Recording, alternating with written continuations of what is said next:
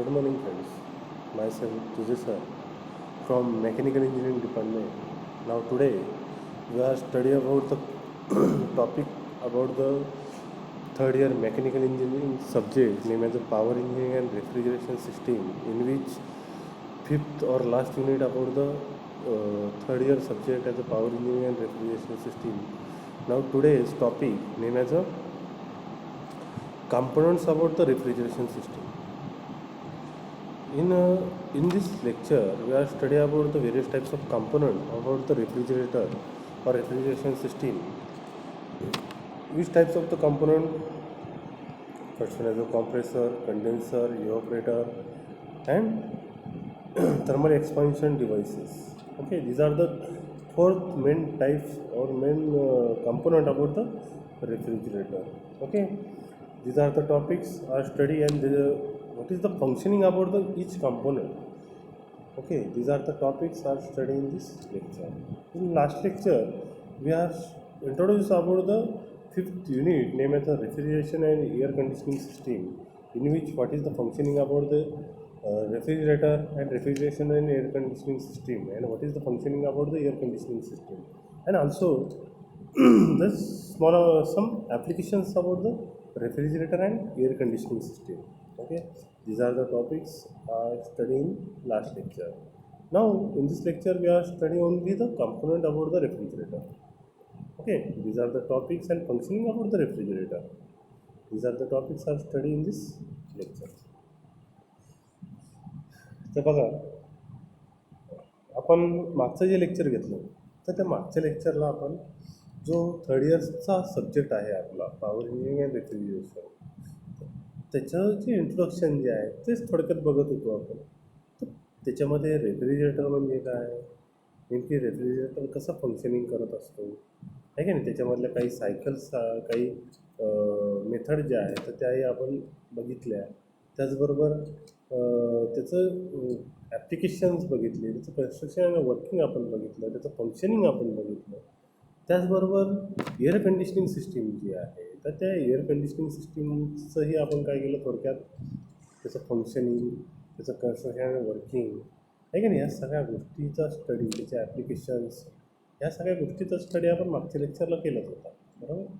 तर आताचं जे लेक्चर जे आहे तर आताच्या लेक्चरला आपण काय बघणार आहोत, तर कॉम्पोनंट आहे की नाही, रेफ्रिजरेशन सिस्टीम जे आहे, तुमचं फ्रीज आहे ठीक आहे, डोळ्यासमोर तुम्ही फ्रीज घ्या, तुमचं फ्रीज जे आहे तर त्याचे नेमकी महत्त्वाचे कॉम्पोनंट कोणकोणते आहे, ते नेमकी ते कॉम्पोनंट काय वर्क करायचं काम करतं, नेमकी ते कॉम्पोनंटचा फायदा काय आहे की नाही, ते महत्त्वाचे कॉम्पोनंट आहेत, मग ते नेमकी कसं वर्क करायचं काम करतं, या सगळ्या गोष्टीचा डिटेल स्टडी जो आहे तो काय करायचा आहे आपल्याला ह्या आजच्या लेक्चरमध्ये करायचं आहे. ओके, तर first one as a basic principle about the refrigeration system आहे की नाही. मी तुम्हाला मागच रेफ्रिजरेशन सिस्टमचं फंक्शनिंग सांगितलं, प्रिन्सिपलही सांगितलं होतं, तरी आपण परत काय करणार आहोत बघणार आहोत आहे की नाही. The basic principle of the refrigeration is simple. The simply pass a colder liquid continuously around the object that is to be cooled. मग एक सिम्पल जर प्रिन्सिपल जर सांगायचं झालं तुम्हाला रेफ्रिजरेटरची, रेफ्रिजरेशन सिस्टीमची, तर काय सांगता येईल, तर simply pass a colder liquid, एक प्रकारचं थंड लिक्विड जे आहे तर ते कंटिन्युअसली अराउंड द ऑब्जेक्ट आहे की नाही. थंड लिक्विड जे आहे तर ते कंटिन्युअसली तुमच्या ऑब्जेक्ट जे आहे, म्हणजे फॉर एक्झाम्पल एखादं फळ तुम्ही फ्रीजमध्ये ठेवलं तर कंटिन्युअसली ते कोल्डर करून ठेवायचं काम कोण करतं, तुमचा हा रेफ्रिजरेटर करतो. मग ते काय करायचं काम करतो, simply pass a colder liquid आहे की नाही. कोल्डर लिक्विड जे आहे तर ते काय करायचं काम करतो, सिम्पली पास करून ठेवायचं, पास करत असतो त्या ऑब्जेक्टच्या सराउंडिंगला आहे की नाही. This will take heat from the object आहे की नाही. त्याला कोणत्याही प्रकारचं हीट जी आहे ती लागू न देता. फॉर एक्झाम्पल शोज व कोल्ड लिक्विड पास ओव्हर अ ॲपल आहे की नाही. एखादं सिम्पल एक्झाम्पल जर द्यायचं झालं तर कोल्ड लिक्विड जे आहे, थंड लिक्विड, ते तुमच्या एखादं सफरचंद आहे ते सफरचंदच्या सराउंडिंगला काय करायचं काम करतं आहे, कूल लिक्विड जे आहे तर ते पास करायचं काम करतं आहे due to the temperature difference आहे की नाही. म्हणजे एक प्रकारचा टेम्परेचर डिफरन्स त्याच्यामध्ये ते ठेवायचं काम करतं. म्हणजे तुमच्या फ्रीजच्या जर तुम्ही बघा फ्रीजमध्ये काही वस्तू ठेवली तर ती काय लागते, आपल्याला थंड लागते, आहे का नाही. जर एखाद्या दिवस तुम्ही फ्रीज उघडल्यानंतर तुम्ही त्याच्यामध्ये असा आतमध्ये टाकल्यानंतर तुम्हाला असं थंड लागतं, आहे का नाही. आणि बाहेर काढल्यानंतर फ्रीज लावून घेतल्यानंतर तुम्हाला असं गरम वाटतं, आहे का नाही. ते एक प्रकारचं कोल्डर लिक्विड जे आहे तर ते काय करायचं काम करतं, तुमच्या ऑब्जेक्टच्या सराउंडिंगला काय करायचं काम करतं, पास करायचं काम कोण करतं, हे रेफ्रिजरेशन सिस्टीम करत असते, आहे का नाही. The apple lose heat to the refrigerant liquid, the refrigerant turn is heated due to heat absorption from the apple. मग हे जे लिक्विड जे आहे तर ते काय करायचं काम करतं, त्या ॲपलमधली जी हीट आहे ती काय करायचं काम करतं, ॲब्सॉर्ब करायचं काम करतं आणि त्याला काय करायचं काम करतं, टू बी कूल्ड, आहे की नाही, थंड ठेवायचं काम करत असतं, आहे की नाही. एक बेसिक प्रिन्सिपल तुम्हाला मी थोडक्यात सांगितलं की रेफ्रिजरेटर, आहे की नाही. The component of the refrigerator and working, आपण काय करणार आहोत आजच्या लेक्चरला, तर कंपोनंट जे आहे तुमच्या रेफ्रिजरेटरचे आणि त्याचं वर्किंग काय आहे, तर हे काय करणार आहे आपण थोडक्यात बघणार आहे आजच्या लेक्चरला. तर main component of the refrigerator, there are 4 main component. मग महत्त्वाचे कोणकोणते कंपोनंट आहे, तर 4 महत्त्वाचे कंपोनंट आहे तुमच्या रेफ्रिजरेटरमध्ये, आहे की नाही, तुमच्या फ्रीजमध्ये. तर कोणकोणते आहेत 4 महत्त्वाचे कंपोनंट, तर first one as a compressor, second one as a condenser, third one as a evaporator and fourth one as a throttling device, आहे की नाही. हे 4 काय आहेत, तर महत्त्वाचे कंपोनंट आहे तुमच्या रेफ्रिजरेटरचे, आहे की नाही. तर ते काय करणार आहे आपण वन बाय वन बघणार आहे. कोणकोणते, कॉम्प्रेसर, कंडेन्सर, इव्हॅपोरेटर आणि थ्रोटलिंग डिव्हाइस, आहे की नाही. तर first one as a throttling device. मग थ्रोटलिंग डिव्हाइस काय करायचं काम करतं, of this component the throttling device is the one that of the responsible for the producing of the cold liquid. So we will first analyze and throttling device in the detail way and move to the component. मग हे जे throttling device जे आहे तर पहिलं आपण काय करतो आहोत, थ्रोटलिंग डिव्हाइस काय फंक्शनिंग करायचं काम करतो, आहे की नाही. तर थ्रोटलिंग डिव्हाइस काय आहे, तर this is the component of the throttling device that are the responsible for the production of the cold liquid, आहे की नाही. थ्रोटलिंग डिव्हाइस काय करायचं काम करतं, की एक प्रकारचं ॲनालाइज करायचं काम करतं. म्हणजे त्याच्यामध्ये तुमचं एखादं प्रोडक्ट तुम्ही तिथं ठेवलेलं किंवा एखादा ऑब्जेक्ट तुम्ही तिथं ठेवला आहे किंवा ॲपल ठेवला आहे की नाही समजण्यासाठी, आणि ॲपलचं काय करायचं काम करतं, एक प्रकारचं तर ॲनालाइज करायचं काम करतं आणि एक प्रकारचं detail way of the move of the other component, आहे की नाही.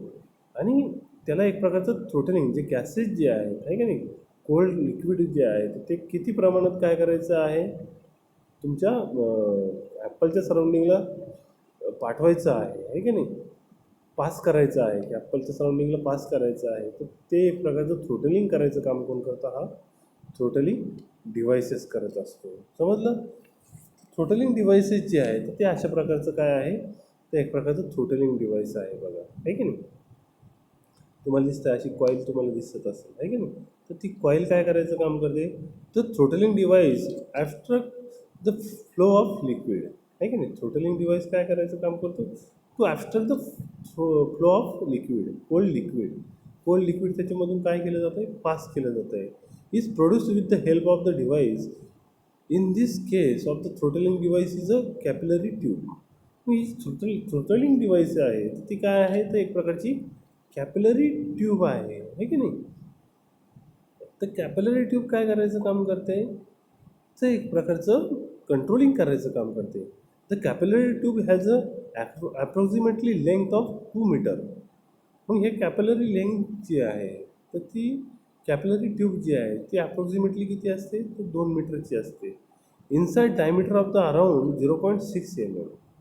त्याची आतली जी डायमीटर जी आहे की नाही, कॅपिलरी ट्यूबची आतली डायमीटर अराउंड ऑफ 0.6 mm एवढी काय असते, तर डायमीटर असते.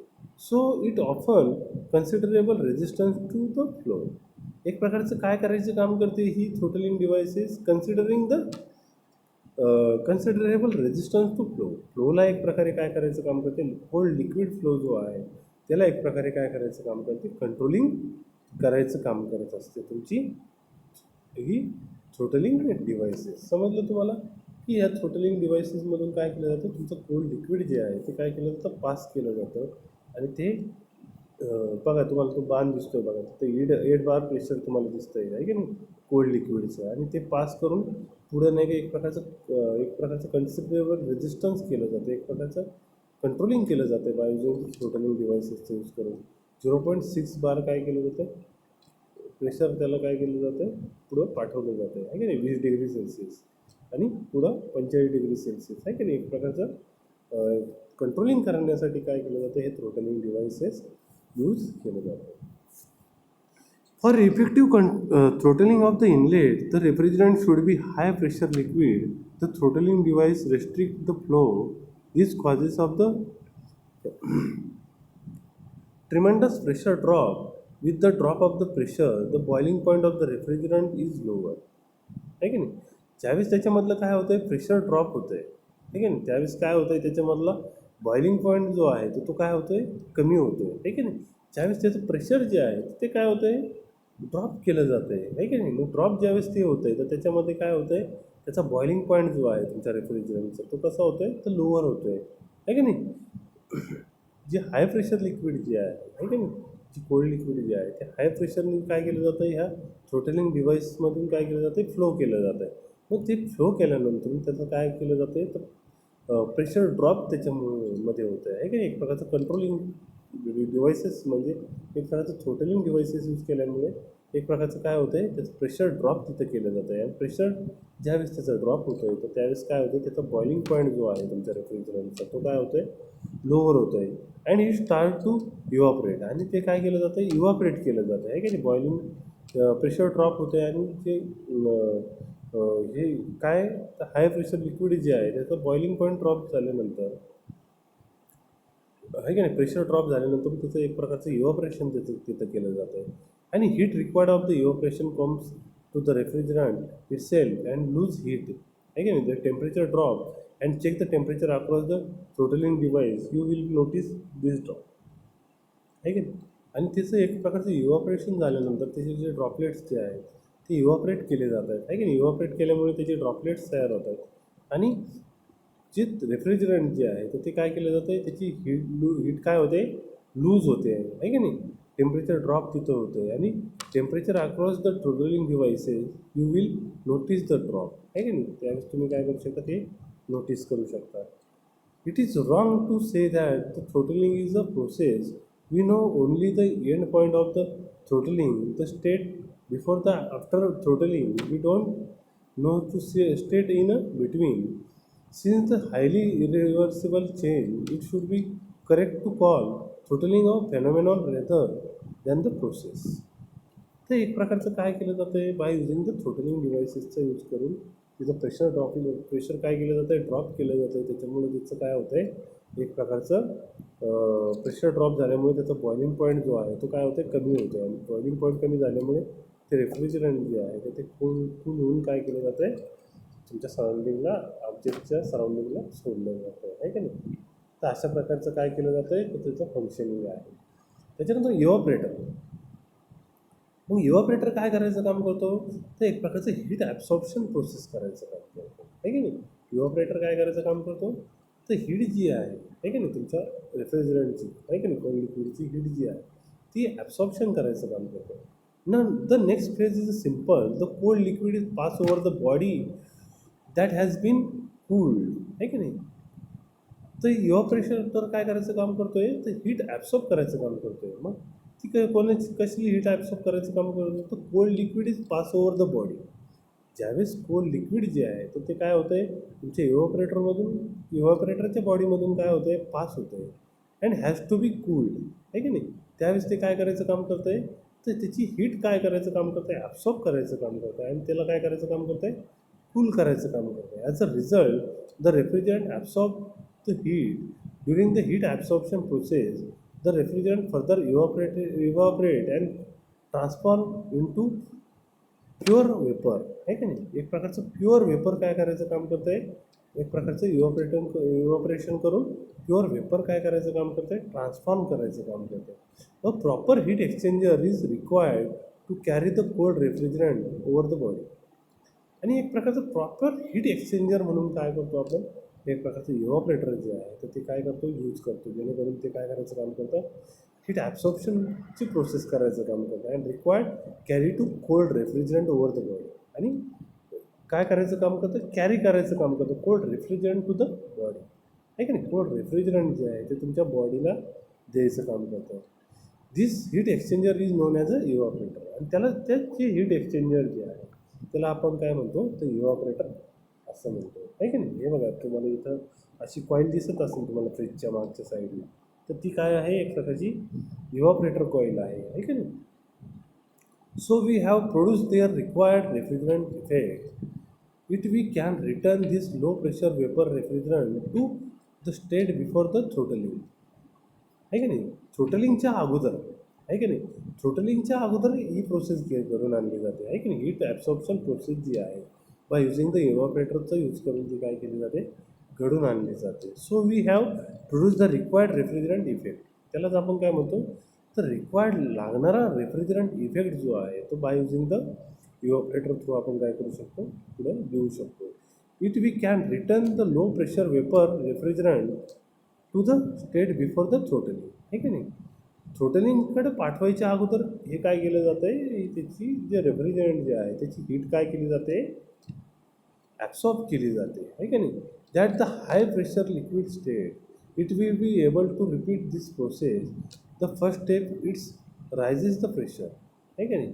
ज्यावेळेस पहिली प्रोसेस असते त्यावेळेस काय राहतं, एक प्रकारचं रायझेस प्रेशर जे आहे तर ते काय होतं आहे, रायझेस राहते आणि नंतर ते काय केलं जातं आहे, लो प्रेशर केलं जातं आहे की नाही. तर अशी प्रकारची ही जी इव्हॉपरेशन प्रोसेस जी आहे तर ती काय केली जाते, तुमच्या रेफ्रिजरेटरमध्ये होत असते, आहे की नाही. त्याच्यानंतर आपण बघणार आहोत कॉम्प्रेसर. हे बघा तुम्हाला खाली दिसतो आहे बघा, इव्हॉपरेटरच्या खाली कॉम्प्रेसर तुम्हाला दिसतो आहे की नाही. तो कॉम्प्रेसर काय करायचं काम करतो, तर त्याचं फंक्शनिंग बघू आपण आता. तो compressor is introduced to raise the pressure back to the initial level. Compressor काय करायचं काम करतो, ते लिक्विड जे आहे, कोल्ड लिक्विड जे आहे त्याच्यामध्ये स्टोअर करून ठेवले त्याचं प्रेशर जे आहे ते काय करायचं काम करतं, रायजेस करायचं काम करतं, आहे की नाही, by using the compression process.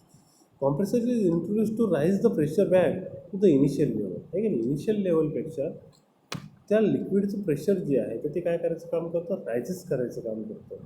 But since the compressing gas along with the pressure temperature will also be increase, आहे की नाही. मग ते जे गॅस त्याच्यामध्ये जो फिलअप केलेला असतो तो काय करायचं काम करतो, ॲज अ कॉम्प्रेसिंग गॅस त्याला एक प्रकारचं कॉम्प्रेस करायचं काम करतो along with the pressure temperature, आहे की नाही. Along with the pressure temperature will also be increase. आणि त्याच्यामुळे काय होतं, ज्यावेळेस तो गॅस काय केला जातो आहे, कॉम्प्रेस केला जातो आहे बाय युझिंग द कॉम्प्रेसरचा यूज करून, तर त्याच्यामध्ये प्रेशर आणि टेम्परेचर काय होतं आहे, ऑल्सो इन्क्रीज होतं आहे. आणि दिस इज अनअवॉइडेबल, आहे की नाही. नाव the refrigerant is a high pressure. आणि रेफ्रिजरंट जे आहे त्याच्यामधलं तर ते कसं राहतं आहे, तर हाय प्रेशर वेपर रेफ्रिजरंट राहतं आहे to convert into liquid state, आहे की नाही.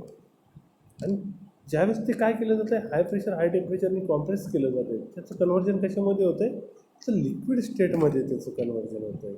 We must introduce another heat exchanger. आणि हे काय आहे, ते एक प्रकारचे अनदर हीट एक्सचेंजर आहे की नाही. जो गॅस जो आहे तो एक प्रकारे वेपर फॉर्ममध्ये असतो, आहे की नाही. तो ज्यावेळेस कॉम्प्रेस केला जातो त्यावेळेस तो लिक्विड स्टेटमध्ये आणायचं काम करत असतो, तुमचा कॉम्प्रेसर करत असतो.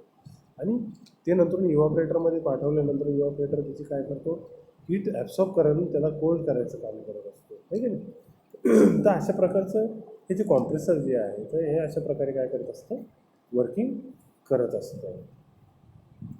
आता ही जी कंडेन्सिंग कॉईल आहे, कंडेन्सर कॉईल तुम्हाला दिसते आहे की नाही.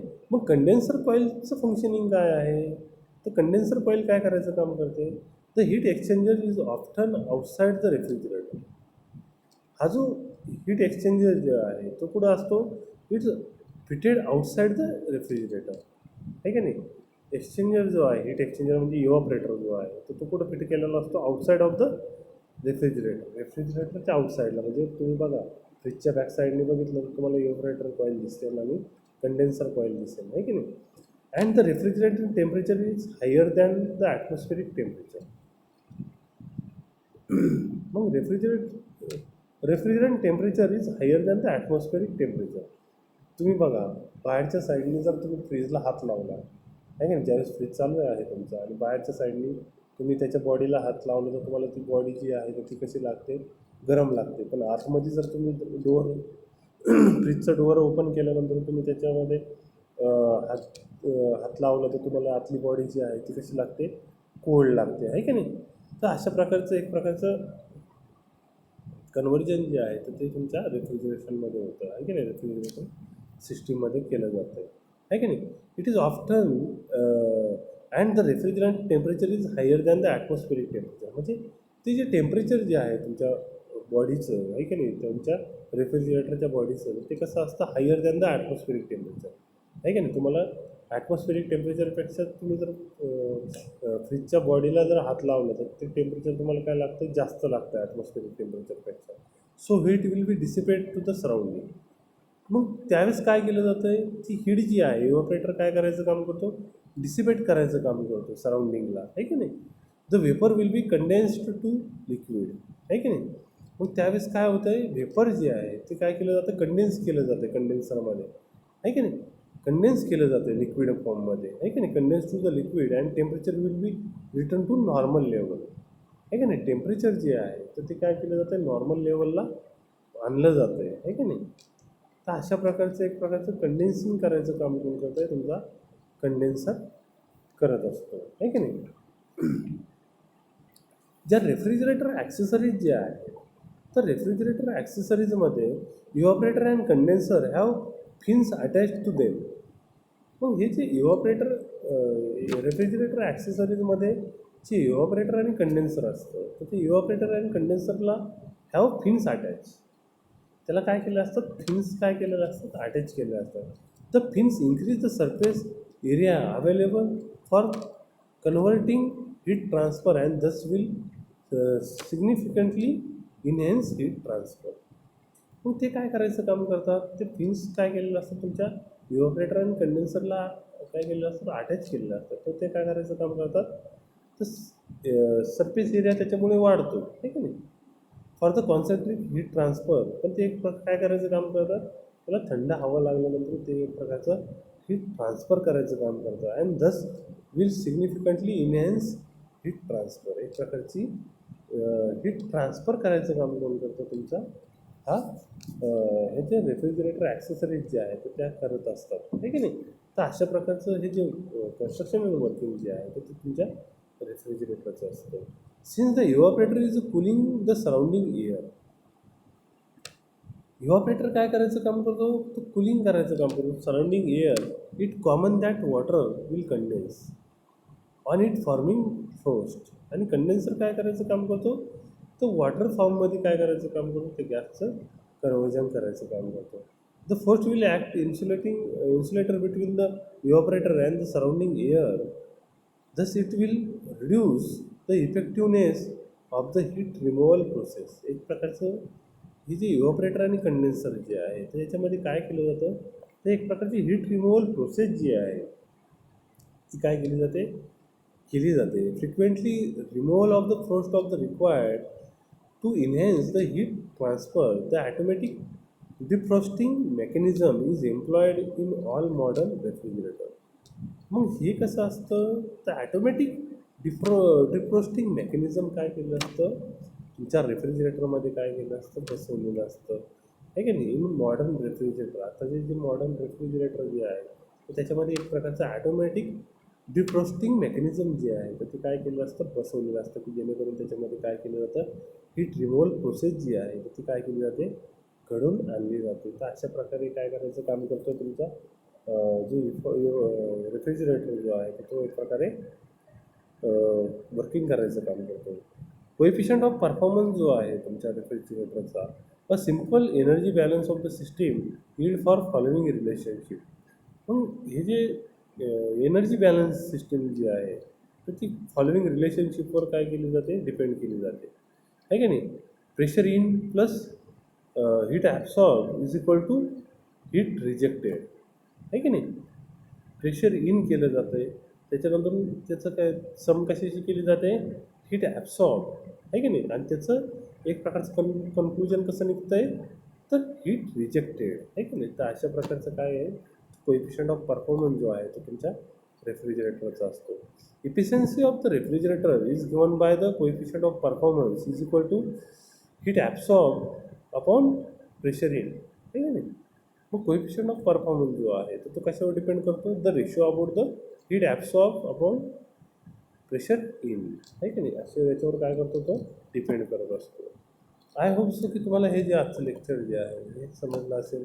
Component about the main component about the refrigeration system and also the working about the each main component about the refrigeration system, आहे की नाही. आपण आजच्या लेक्चरला काय बघितलं, तर मेन कॉम्पोनंट कोणकोणते आहेत तुमच्या रेफ्रिजरेशन सिस्टीमचे, आणि प्रत्येक रेफ्रिजरेशन सिस्टीमच्या मेन कॉम्पोनंटचं वर्किंग नेमकी काय आहे, ते कशा प्रकारे वर्किंग करायचं काम करतं, हे काय केलं आपण हे आजच्या लेक्चरला आपण बघितलं आहे.